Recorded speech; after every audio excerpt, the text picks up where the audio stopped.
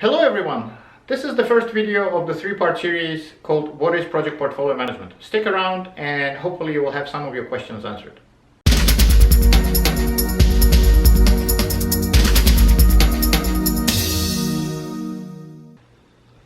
Hi everyone, welcome to another edition of Think Tank Consulting video blog. My name is Jamal and I'm the President and Principal Consultant at Think Tank Consulting. Today we're starting a new video series called What is Project Portfolio Management? But before we move on and try to provide you with definitions of what project portfolio management is and isn't, let me run a quick quiz by you. This quiz is called Top 10 Signs That Your Company Needs Project Portfolio Management. What I'm going to do, I'm going to read out the symptoms, 10 symptoms that are applicable to these companies. And I invite you to count how many of those symptoms are applicable to you. And by the way, feel free to post them, that number, in the comment section below the video. So let's start with the first one. Project and portfolio managers often fight over resources.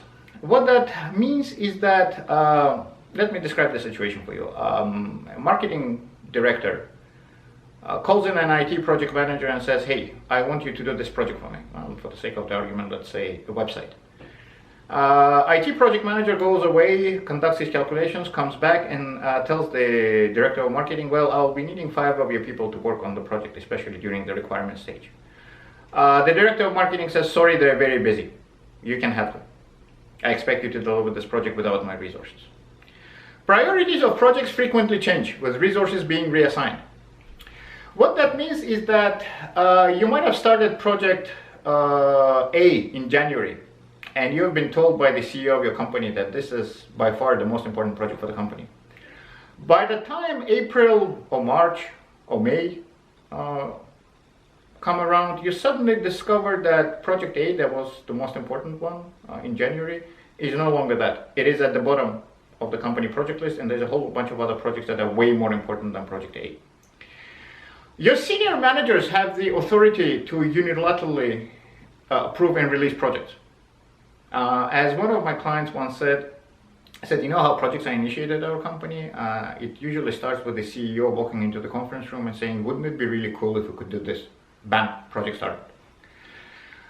Projects are started as soon as approved by senior management, irrespective of the resource availability. So what that means is that as soon as the project is started and the project manager is assigned, nobody really even checks whether the resources for that project are available. Next one requires very little explanation. Projects are frequently late, over budget, and do not deliver the full scope promised. And if they do, there are issues with quality. Even if the strategic idea is implemented, the company sometimes does not achieve the expected improvement.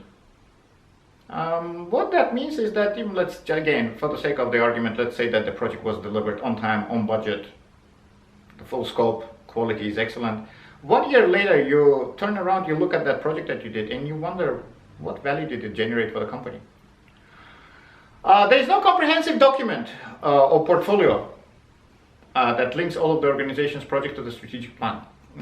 What that means is that if I walk into the office of your president or CEO and ask him for 2 things. A, to produce a list of all of the projects currently going at the company. I hope you agree this is a tall order. There is very little chance that he or she actually has access to that particular list.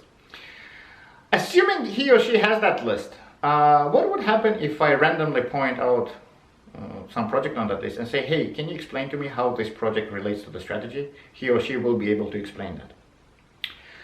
There is a significant turnover at the senior management level, right up through the president. What that means is that at some point of time, a whole bunch of executives show up, led by the new CEO. They make a lot of promises. They post very inspiring slogans all over your office building. They announce new strategy that will take company to the next level. 3, 4, 5 years go by. Suddenly they all leave. A new team comes in, again, with new strategies, inspiring slogans, and promises. And that cycle repeats over and over and over again. Strategic plan is presented as a list of initiatives. The cause-effect logic tying those initiatives to the organization is absent. What that means is that you basically have a list of projects that you need to deliver. But how those projects are supposed to fulfill the strategy of the company is not really understood by the employees of the company. And the final one, the list of initiatives is not prioritized. What that means is that it is assumed that all of the projects on your project list or on your portfolio must be delivered simultaneously, and they're all equally important. Again, I encourage you to check how many fingers you have bent on your hands and post that number in the comment section to this video. In the next segment of this series, I will share with you a very interesting conversation I once had with the CEO of a fairly large organization. And it was an eye-opener for me in a sense that I suddenly discovered that the issues and the pains that executives have nowadays, how they correlate with project portfolio management and how project portfolio management might answer those questions. So this was the first episode of our What is Project Portfolio Management series. Please share and like this video, leave a comment. Feel free to visit our blog at thinktankconsulting.ca. Follow us on Twitter, Facebook, connect with me on LinkedIn. You can subscribe to our RSS feed and definitely to our YouTube channel. You can find all the relevant links in the video description section below.